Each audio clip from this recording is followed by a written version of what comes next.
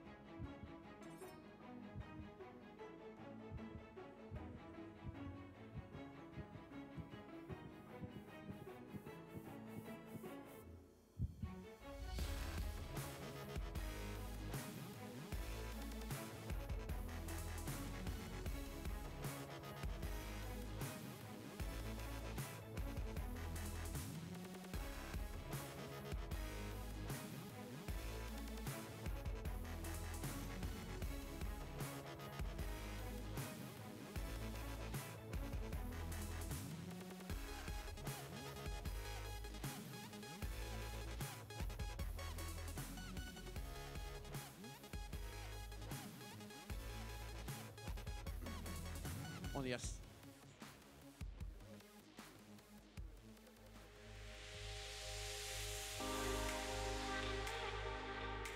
Donc je voulais en profiter parce qu'on vient de voir une prestation d'un de nos championnats du monde français, Pierre de Chantelac. Il faut savoir qu'aujourd'hui, la France a 3 champions du monde. Et le premier, on a l'honneur de sa présence maintenant, Victor Delpierre, champion du monde de World Coffee and Good Spirits. Merci Victor d'être là. Je voulais juste parce que il témoigne déjà de ce spectacle qui est le Coffee and Good Spirits et c'est quelque chose qui t'a toujours motivé. Je voulais savoir cette expérience mondiale et ces titres mondiaux, comment ça a changé ta vie? Ça a évidemment changé beaucoup de choses. J'ai eu la chance d'énormément voyager, ça c'est un premier point. Mais surtout, ce que j'ai vraiment découvert, c'est que c'était une famille où on avait tous les mêmes valeurs. On voulait tout simplement défendre les producteurs, défendre notre nature. Et j'ai rencontré à l'international des gens absolument exceptionnels qui, eux aussi, ont changé ma vie et ma façon de voir la vie, avec une approche beaucoup plus éthique, beaucoup plus durable.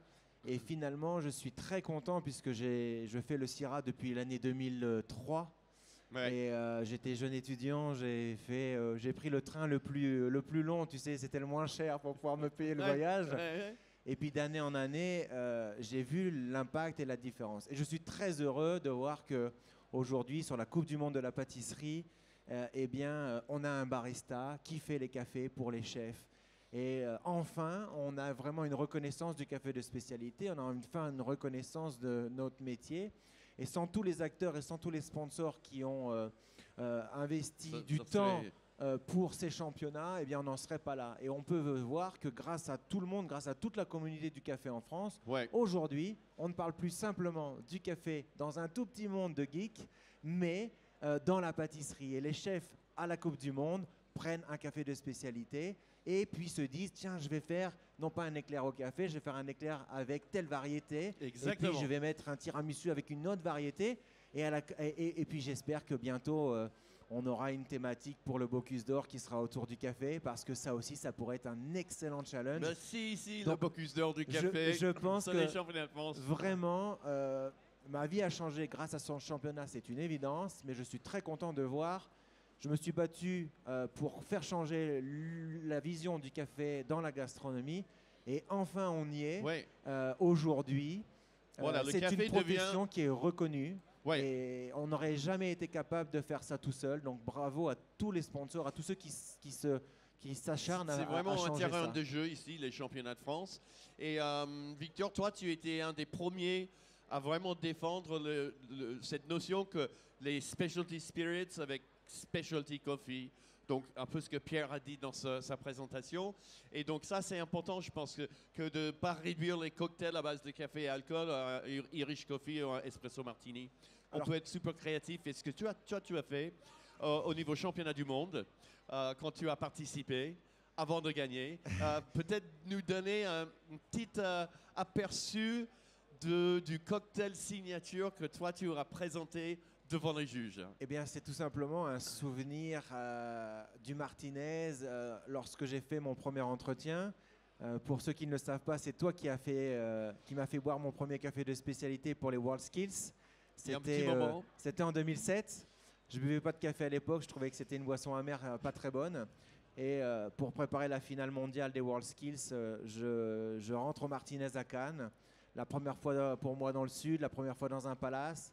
Et à côté de moi, j'attendais mon tour pour faire mon entretien d'embauche. Il y a un mec qui prend son cognac, il était là comme ça. Ah, il kiffait la vie avec son cigare, son cognac, le petit café. Et c'était un moment qui m'a marqué. Et puis quand j'étais responsable au Ritz, c'était la loi E20. On n'avait plus le droit de servir les cigares, on n'avait plus le droit de servir toutes ces choses.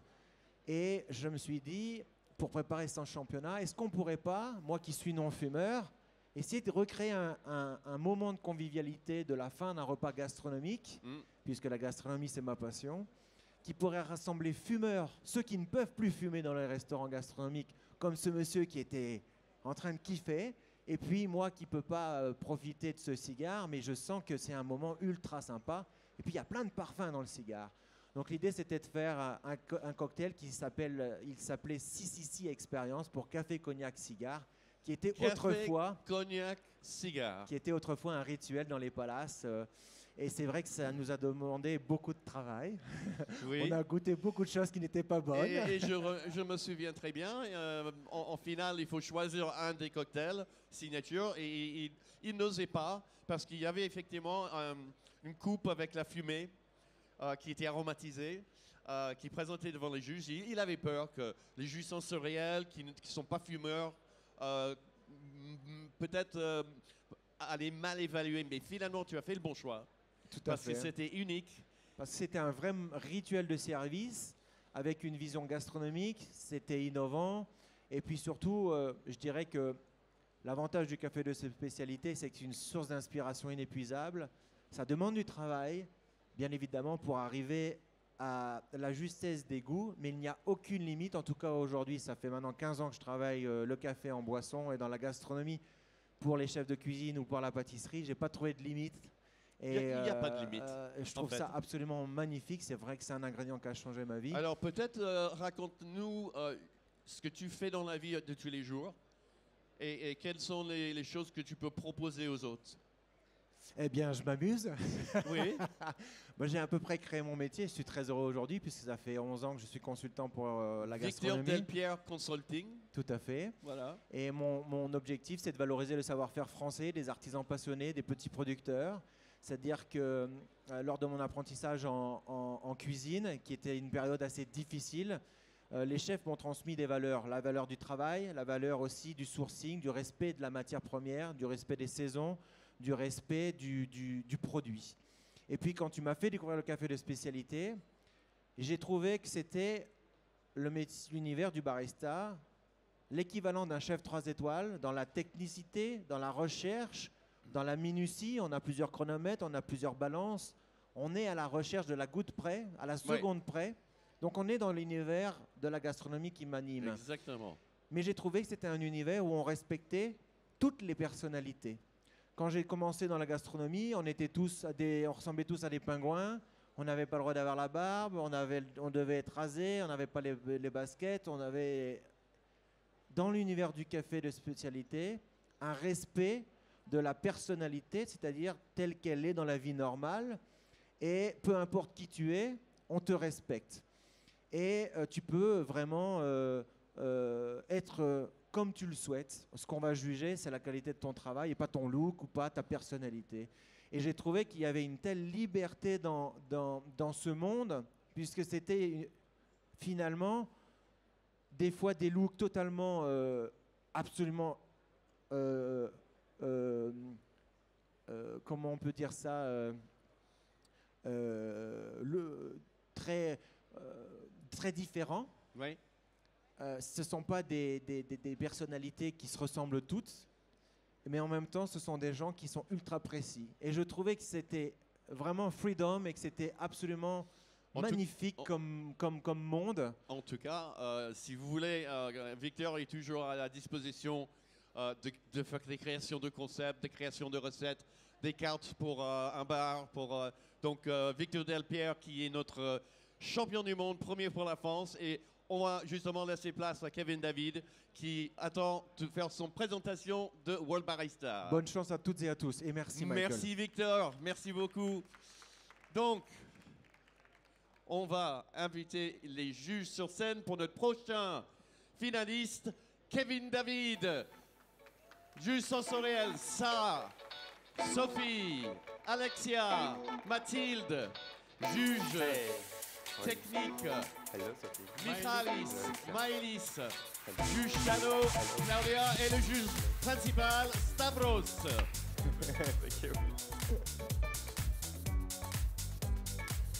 Est-ce qu'on peut essayer la musique, s'il te plaît?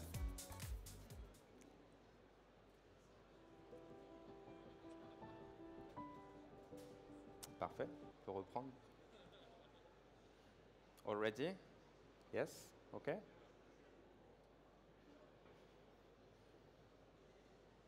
Respire un coup quand même. Time. Hello judges. Welcome. It's a true pleasure to share with you my vision. It is to present the purest expression of the soil and of the coffee variety. Okay? Let's start, and please close your eyes. It won't be long. Now, imagine standing in the lush island of Panama. You are surrounded by the scent of blossom and citrus. The soil beneath your feet is rich with life. You can open your eyes. Welcome back. So my aim today is to bring all of the sensation into your drink. The essence and complexity of the coffee variety and the true character of the terroir. At the heart of this journey is Panamean Geisha, a variety celebrated for its bright citrus notes and floral character, but also a variety that truly reflects the soil it comes from, bringing the land to life in your cup. So my aim today is not just to tell you a story. It's about letting you see, smell, and taste the harmony of nature and crafts. This isn't about over-processing or over-manipulations. It's about letting the variety and the terroir speak for themselves. So initially, I aim to work with the clean attributes of a wash process, Panamean Geisha. However, I found it challenging to balance the acidity, and I was missing body and sweetness. This is when Maria Amoroso from Lerida Estates in Panama stepped in to help me with a new process. It is named cold room drying. So this process preserves the clarity and floral brightness of a wash process geisha while adding the layers of body and sweetness. So that's perfect for my espresso. And beyond creating amazing coffees, Maria's dedication for sustainability and precision elevates her craft, allowing the coffee to reach its full potential. It is pure, it is clean, it is balanced, and unmanipulated. So today's recipe is 19 grams in,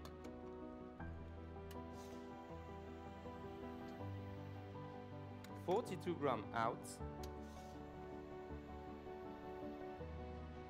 in 29 seconds. Give me a moment while I pour your drink and I'm back with you, okay?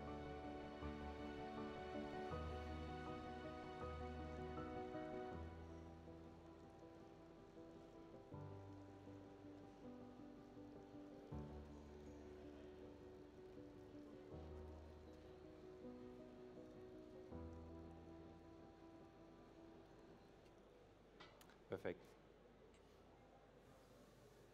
Now please start by evaluating the crema, but wait for my instruction to drink it. I want you to enjoy it at the best temperature, and it is at a lower one today. So just please wait a bit. So again, this geisha from Lerida Estate has been through a cold room drying process, meaning that the coffee cherries have been placed in a cold room to extend the drying phase, achieving these layers of sweetness and body. Here we go. Now please write down what you will get in your cup. And there's a small reminder in front of you if you miss anything, so no worries. First we have medium sweetness, supported by medium citric acidity and a low bitterness. Then we have jasmine, lemongrass, mandarin, and a sweet lime. Finally, for the taste experience, we have a low to medium body, a smooth mouthfeel, and a lingering aftertaste of a sweet lime. When you're done, please take your spoon,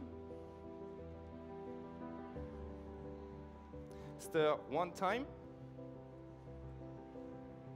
You can dispose the spoon in the black cup in front of you.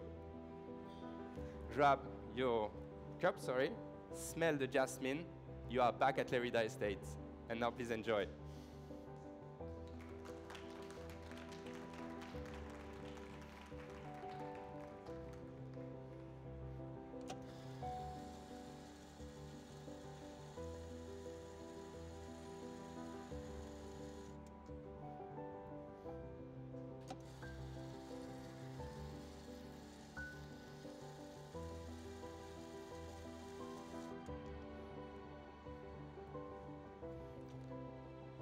Ready to move on, judges? All right. For the milk drink, I wanted to highlight how the clarity and the balance of such a geisha could be elevated with more texture, more sweetness, and concentrated flavors. To do so, I've decided to blend it with a special variety named Genius Bourbon. It's from El Vergel Estate in Colombia. It's been through 84 hours of a carbonic maceration, pushing the flavors, such as today, lychee. So in the grinder, there's a blend of 50% of the Lerida Geisha, just like in your espresso course, and 50% of this Genius Bourbon. This combination creates an harmonious pairing, matching perfectly with your milk today. So about the milk itself, to refine it, I'm using vacuum distillation. It is a process that lowers the pressure in the chamber to evaporate the water content in the milk, about 50%. It enhances the milk purity, it is way sweeter, and it enhances the texture. If you are curious and if you want more information about this vacuum distillation process, you have a booklet just underneath your menu. You can take it with you afterward. Now the recipe for the milk is 20.5 grams in,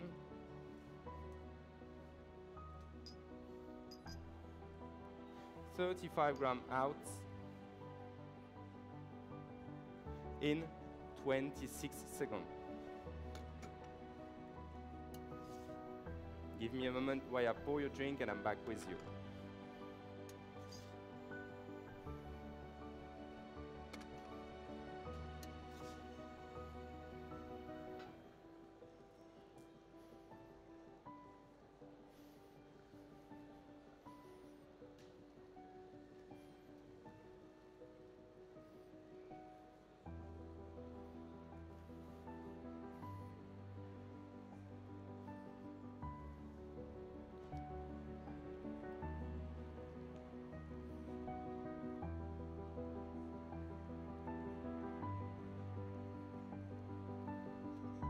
Perfect.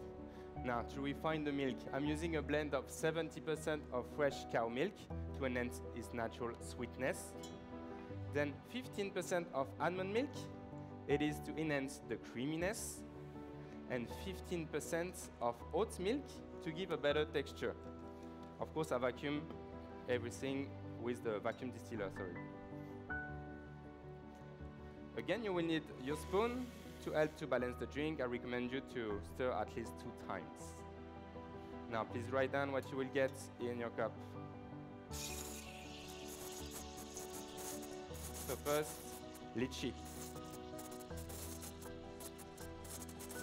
Then, a strawberry cotton candy. White chocolates. And a creamy texture.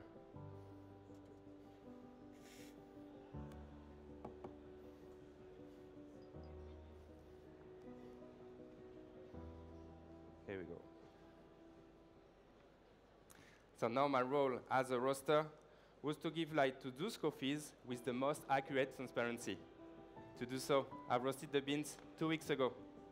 Starting with high energy, it is to penetrate faster into the core of the beans. Then, I decrease the temperature step by step. I finish the roast with high energy as well.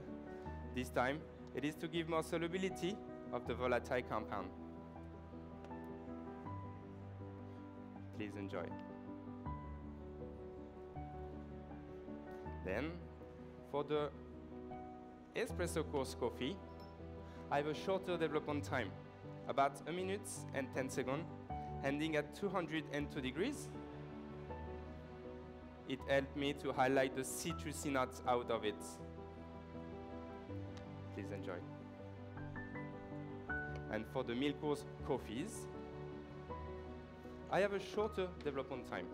Sorry, a longer development time, about 1 minute and 50 seconds, ending at 207 degrees. This time it is to showcase the multi-layers of the fruity flavors, such as this beautiful lychee that you're gonna have right now. Thank you for waiting. Hope you enjoyed the espresso.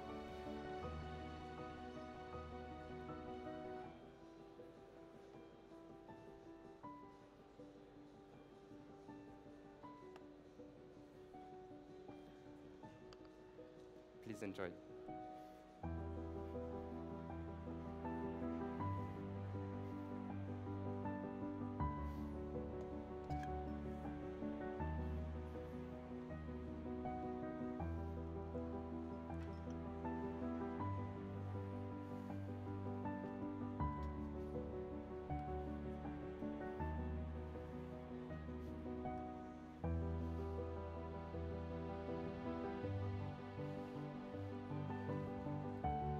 Ready to move on, judges?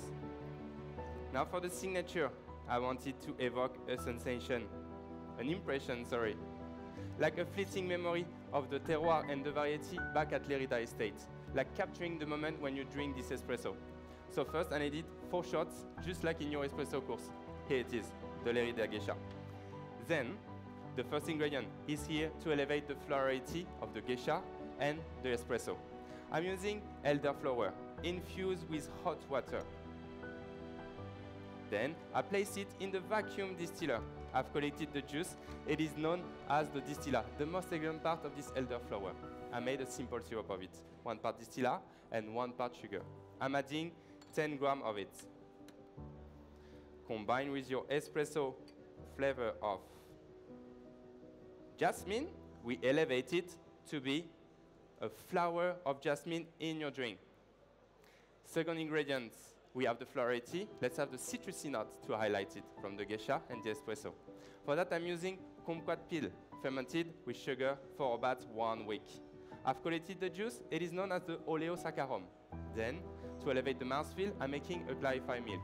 10% of this oleosaccharum, 10% of a fresh kumquat juice.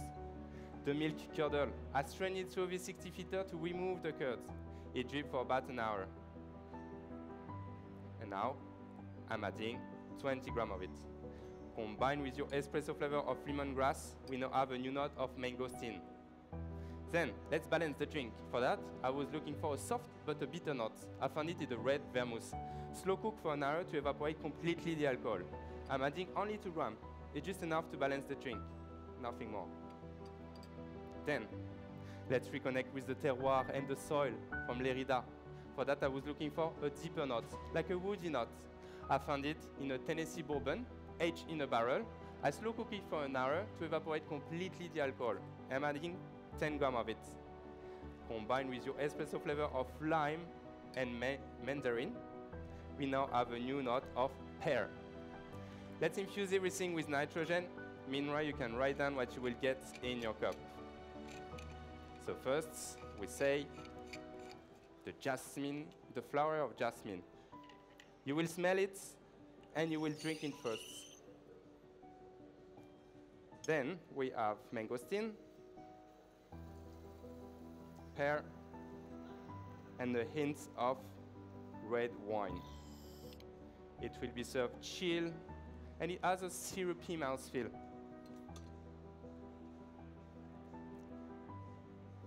So at its core, coffee is about balance and harmony. And true respect for the soil, the variety, and the people behind it, like Maria from Lérida Estate. Today, I wanted to show you that when we pursue clarity and balance, we can find something complex, clean, and true to its core. This is the most elegant part of the variety, the geisha, the variety of it, the soil, the variety, the harmony. Time. And time, thank you very much.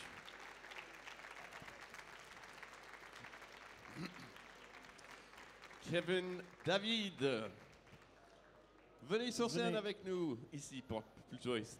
OK. Alors, bravo. Merci. Tout ça, toute cette information et tout le timing, parfait, Merci. calme. Comment tu te sens? Ben, ça va mieux maintenant que c'est fini. Est-ce que je peux chercher un petit peu d'eau pour... ouais. Yeah, Ouais, bien j'arrive. sûr. Tout de suite. C'est juste là.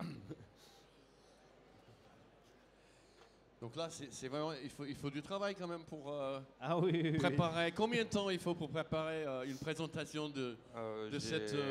Alors on commence par déjà sélectionner le café, ça prend beaucoup, Ça, c'est beaucoup le de plus temps. dur, non? C'est le plus dur. Une fois qu'on a trouvé nos cafés, pour moi j'en sélectionne toujours 3 et je fais 1, 2, 3. Ensuite on sélectionne le premier, on teste des torréfactions et en fonction de la torréfaction, voilà, on dit c'est notre premier et puis après on trouve le deuxième, etc. Donc ça a commencé déjà il y a 6 mois à peu près. OK. Voilà. Ensuite, la présentation et la routine, une fois qu'on a trouvé son café, on a un concept qui est soit lié au café, soit aux technologies qu'on utilise.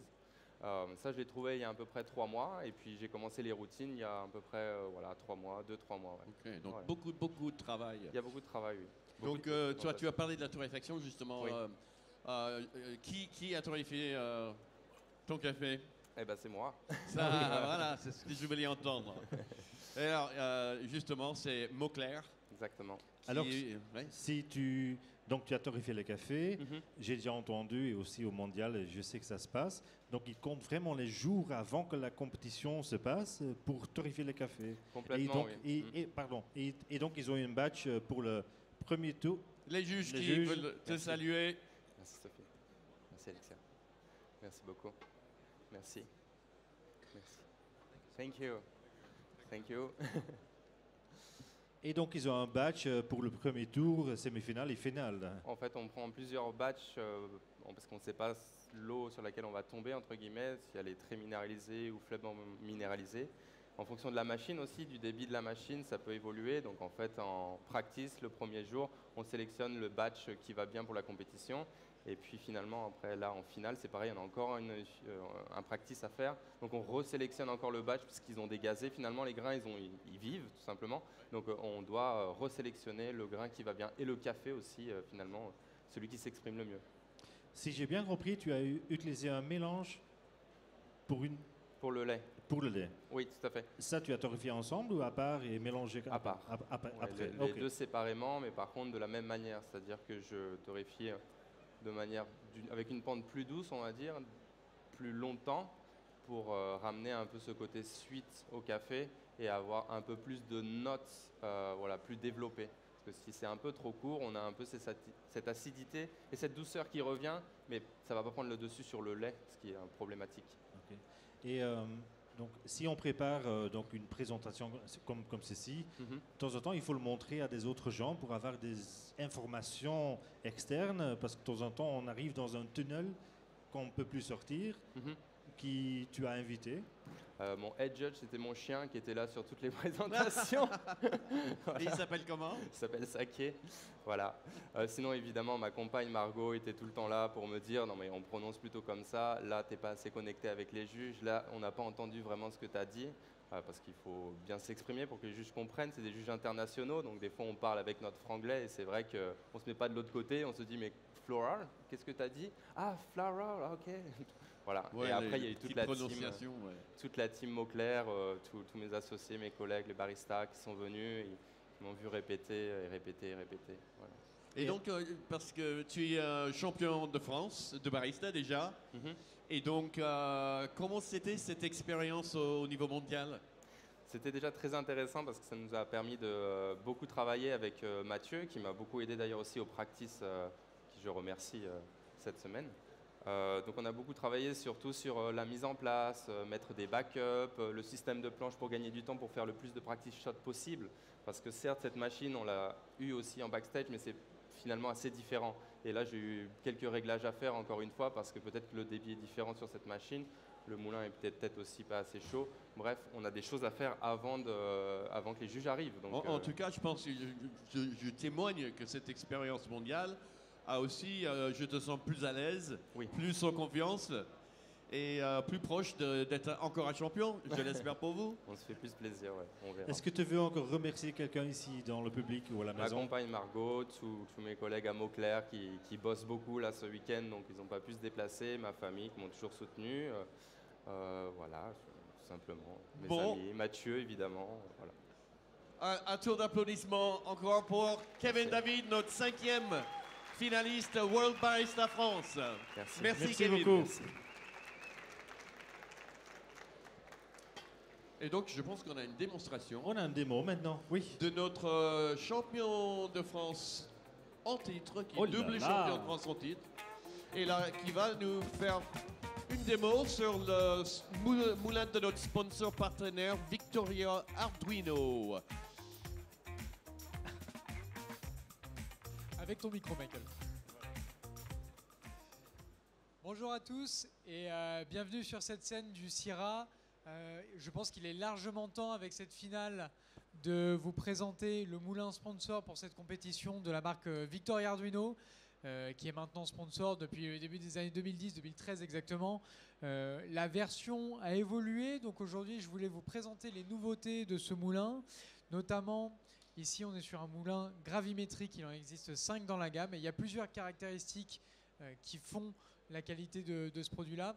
Je rappelle pour tous ceux qui sont peut-être pas experts barista comme nous et qui font du café dans leurs établissements, la qualité d'un café, c'est avant tout la qualité de la mouture. Il faut un café qui soit moulu au dernier moment pour qu'il reste le plus frais possible. C'est pour ça que sur ces moulins, on est sur des moulins qu'on appelle on demand, qui vont moudre le café au moment où on leur demande le café.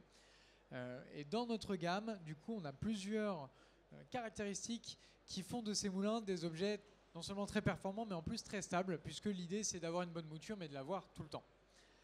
Une des premières caractéristiques qu'on peut nommer sur ce moulin-là, c'est le système Climat Pro ici qui va venir chauffer le bloc meule pour maintenir une certaine température qu'on peut définir directement sur le moulin.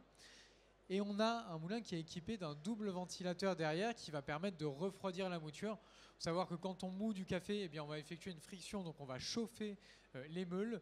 Et si la température s'emballe, alors on perd en qualité organoleptique et on perd en qualité de mouture. Donc là, on a un maintien de la température avec le chauffage à l'avant et le refroidissement des meules à l'arrière, ce qui va nous permettre d'avoir une constance dans le réglage, ce qui fait que le barista, quand il arrive le matin pour effectuer son shift, il n'a pas énormément de réglage à faire, on gâche moins de café à régler son moulin, puisqu'on a une mouture qui est la plus stable possible. On est sur un moulin équipé de meules plates de 75 mm de diamètre, ce qui correspond à un calibre assez gros par rapport à ce qui peut se faire sur le marché. On a fait ce choix pour pouvoir allier la productivité avec l'efficacité, tout simplement. On a moins de friction quand on a des meules plus grosses. Et c'est un moulin qui existe avec des meules de 85 mm pour les besoins des établissements avec des gros volumes. Donc on sait répondre aussi à des gros volumes de production. Et ces meules, elles sont en titane pour avoir une durée de vie d'environ 1,5 tonne. Donc on est sur un produit qui va vivre pendant longtemps au sein du shop. Le réglage de la mouture sur ce produit se fait toujours sur la droite, ici sur la bague de réglage. Ça nous permet d'effectuer le nettoyage du moulin sans avoir à enlever le réglage de notre café. On va pouvoir venir dévisser directement depuis le panneau frontal ici les deux vis pour venir accéder aux meules et les nettoyer. Et ça va nous permettre de nettoyer sans enlever notre ancien réglage de mouture. Donc encore une fois, on prévoit d'éviter de lagage de café. Ici, sur ce moulin, on a un affichage avec 3 doses possibles, 2 moutures pour différentes recettes. On peut avoir un café simple, un café double, et par exemple un café pour un double shot, ou un flat white, ou un latte. Et en l'occurrence, sur ce moulin-là, on n'est plus sur un fonctionnement en timer, on est sur un fonctionnement en gravimétrie, c'est-à-dire que le moulin va effectuer une tare du porte-filtre et il va venir peser la quantité de café délivré et souhaité par le barista. C'est évidemment pas le moulin qui est mis pour les championnats, puisqu'on essaye d'avoir quelque chose de manuel et de faire entrer la compétence du barista en ligne de compte. En revanche, pour toutes les personnes qui veulent avoir un résultat impeccable et uniforme à chaque fois, ça nous évite de sortir la balance pour contrôler le poids. On aura le bon poids à chaque fois. Donc c'est un vrai confort. Et quand on effectue la pesée sur le moulin, on va avoir un temps de délivré qui est au plus proche de la cible. Il peut arriver évidemment qu'avec des courants d'air derrière, des différences de taille de mouture, on n'ait pas exactement le bon poids de café. Dans ce cas-là, le moulin va m'afficher exactement, on ne triche pas là-dessus, voilà, 19,6, 19,5 au lieu de 19,5. Et une fois que l'affichage se fait en vert, on va avoir une mise à jour du logiciel pour être le plus accurate, le plus précis par rapport à la cible qu'on a mis en place dans la recette. Donc ça permet vraiment d'avoir de la stabilité dans le réglage. Également de disponible, on va avoir du coup un menu de personnalisation de recettes. Ici, si je rentre dans le menu en haut à droite, je vais pouvoir sélectionner plusieurs recettes de café que j'ai préalablement définies. À quoi ça sert? Eh bien, si on a plusieurs cafés, notamment dans des torréfactions qu'on utilise régulièrement, ça va me permettre de passer par exemple d'une recette d'un indonésien à une recette d'un, je sais pas, éthiopien, et de retrouver les réglages que j'avais précédemment adoptés sur mon moulin. Notamment, un feature qui est très sympa, c'est le réglage de l'écartement entre les meules. On a ici d'afficher l'écart réel entre les meules en microns et l'écart cible que j'avais préalablement enregistré dans ma recette. Donc ça me permet de venir récupérer exactement ce guide pour être au plus proche de la recette que j'avais déterminée afin, encore une fois, d'éviter de gâcher du café. On a évidemment d'autres fonctions comme la purge, le mode barista qui permettent d'accéder directement par l'écran tactile à un changement de mouture et de poids. Voilà, je pense que c'est un moulin qui a relativement fait ses preuves et qui est présent dans beaucoup de coffee shops aujourd'hui et depuis maintenant un peu plus d'une dizaine d'années sur les concours. Néanmoins, s'il y a des personnes qui ne le connaissent pas et qui souhaitent le tester, vous pouvez venir me voir ici pour le tester ou sur le stand de Victoria Arduino qui est à l'ESC juste derrière le stand de l'ASCA. S'il y a des personnes qui ont des questions, je vous laisse venir me voir, on pourra y répondre ensemble et également répondre à de la documentation. Merci beaucoup de votre attention. Merci Sophie.